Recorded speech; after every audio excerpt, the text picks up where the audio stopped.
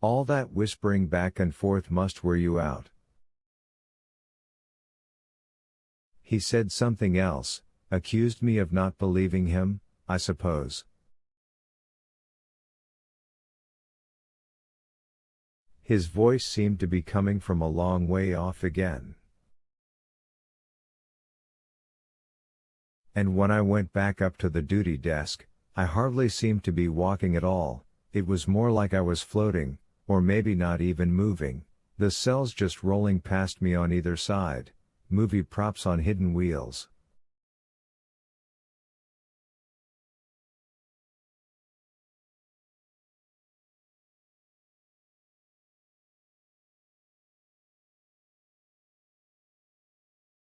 I started to sit like normal, but halfway into it my knees unlocked and I dropped onto the blue cushion Harry had brought from home the year before and plopped onto the seat of the chair.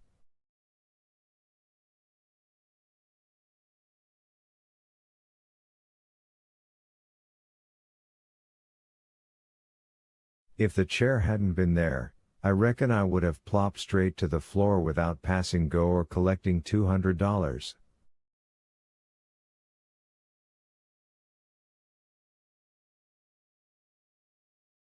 I sat there, feeling the nothing in my groin where a forest fire had been blazing not 10 minutes before.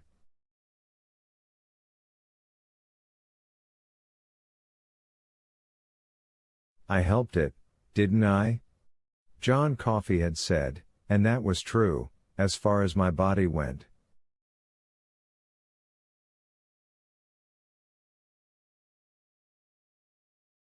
My peace of mind was a different story, though. That he hadn't helped at all. My eyes fell on the stack of forms under the tin ashtray we kept on the corner of the desk. Block report was printed at the top, and about halfway down was a blank space headed report all unusual occurrences.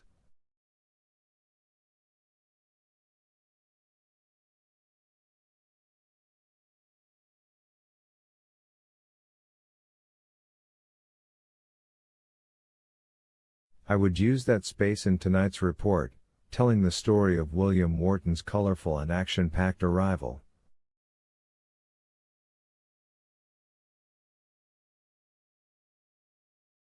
But suppose I also told what had happened to me in John Coffey's cell? I saw myself picking up the pencil, the one whose tip Brutal was always licking, and writing a single word in big capital letters, miracle.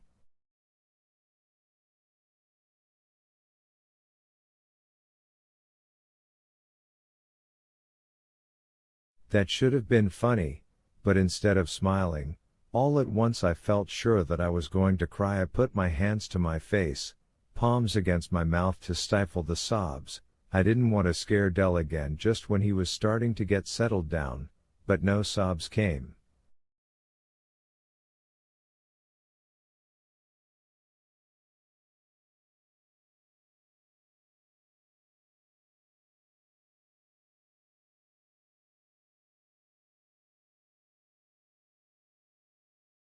No tears, either. After a few moments I lowered my hands back to the desk and folded them.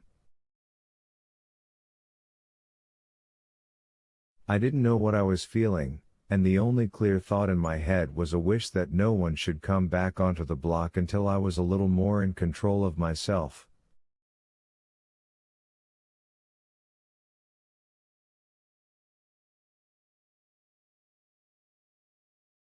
I was afraid of what they might see in my face.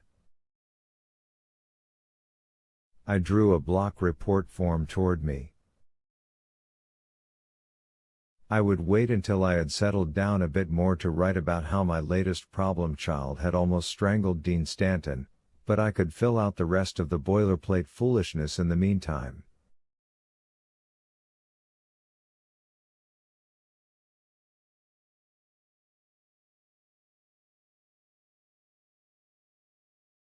I thought my handwriting might look funny, trembly, but it came out about the same as always.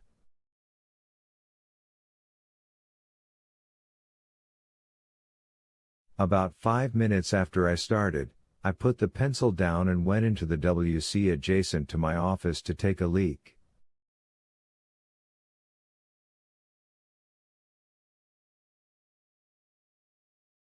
I didn't need to go very bad, but I could manage enough to test what had happened to me, I thought.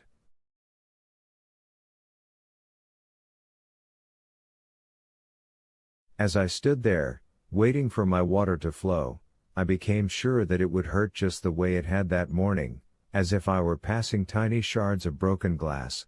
What he'd done to me would turn out to be only hypnosis, after all, and that might be a relief in spite of the pain.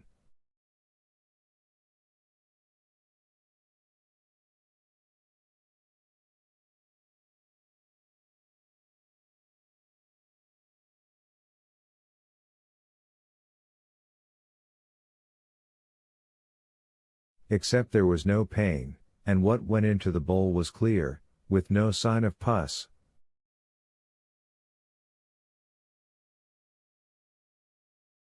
I buttoned my fly, pulled the chain that flushed the commode, went back to the duty desk, and sat down again.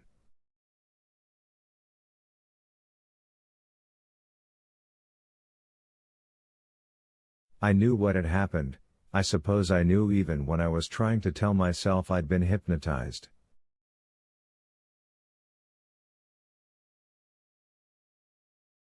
I'd experienced a healing, an authentic praise Jesus, the Lord is mighty.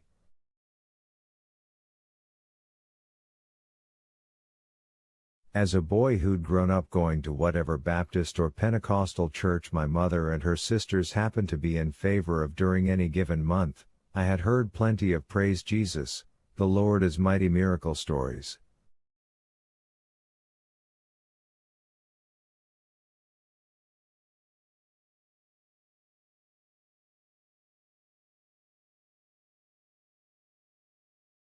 I didn't believe all of them, but there were plenty of people I did believe.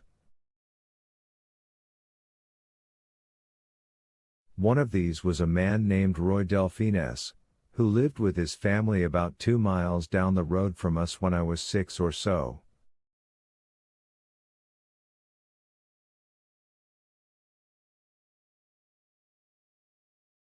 Delphines had chopped his son's little finger off with a hatchet, an accident which had occurred when the boy unexpectedly moved his hand on a log he'd been holding on the backyard chopping block for his dad.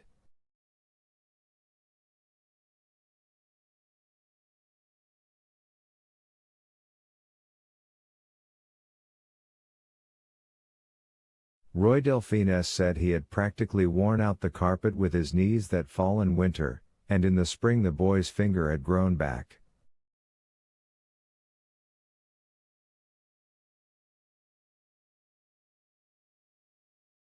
Even the nail had grown back.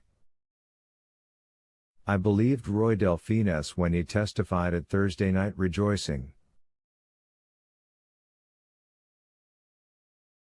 There was a naked, uncomplicated honesty in what he said as he stood there talking with his hands jammed deep into the pockets of his bibballs that was impossible not to believe.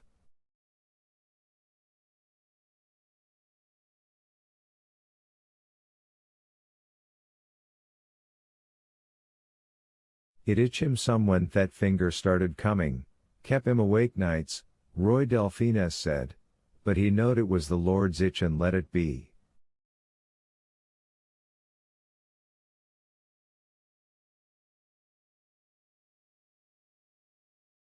Praise Jesus, the Lord is mighty.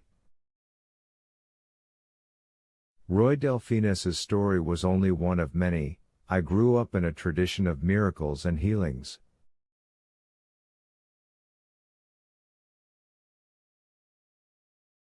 I grew up believing in Grigri, as well, only, up in the hills we set it to rhyme with kiss, stumpwater for warts, moss under your pillow to ease the heartache of lost love, and, of course, what we used to call haints, but I did not believe John Coffey was a Grigri man.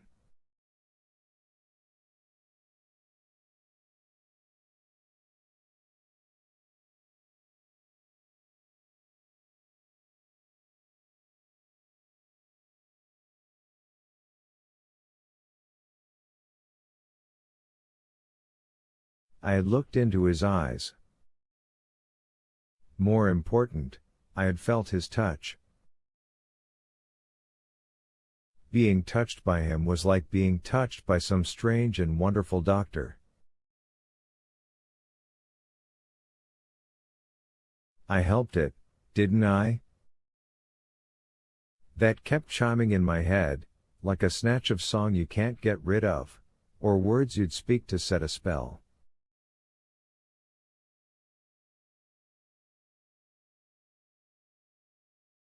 I helped it, didn't I? Except he hadn't. God had.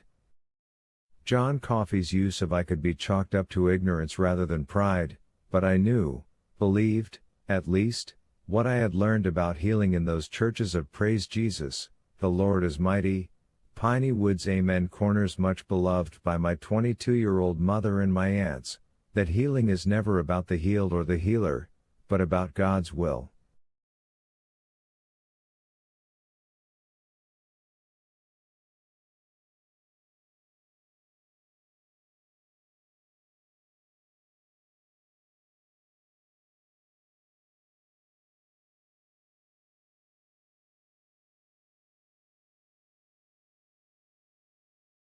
For one to rejoice at the sick made well is normal, quite the expected thing, but the person healed has an obligation to then ask why, to meditate on God's will, and the extraordinary lengths to which God has gone to realize His will.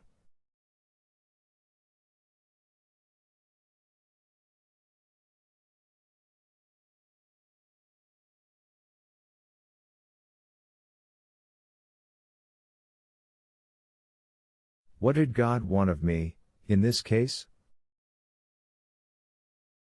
What did He want badly enough to put healing power in the hands of a child murderer?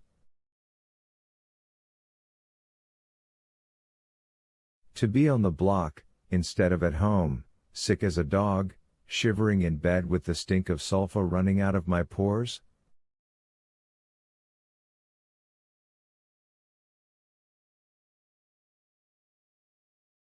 Perhaps, I was maybe supposed to be here instead of home in case Wild Bill Wharton decided to kick up more Dickens, or to make sure Percy Wetmore didn't get up to some foolish and potentially destructive piece of fuckery. All right, then.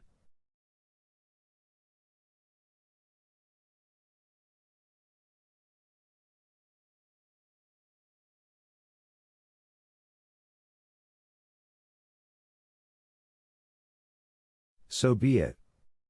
I would keep my eyes open and my mouth shut, especially about miracle cures.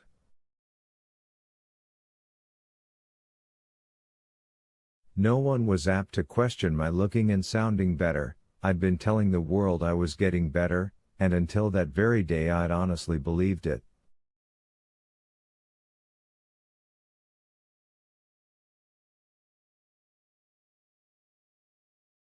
I had even told Warden Moores that I was on the mend. Delacroix had seen something, but I thought he would keep his mouth shut, too, probably afraid John Coffey would throw a spell on him if he didn't.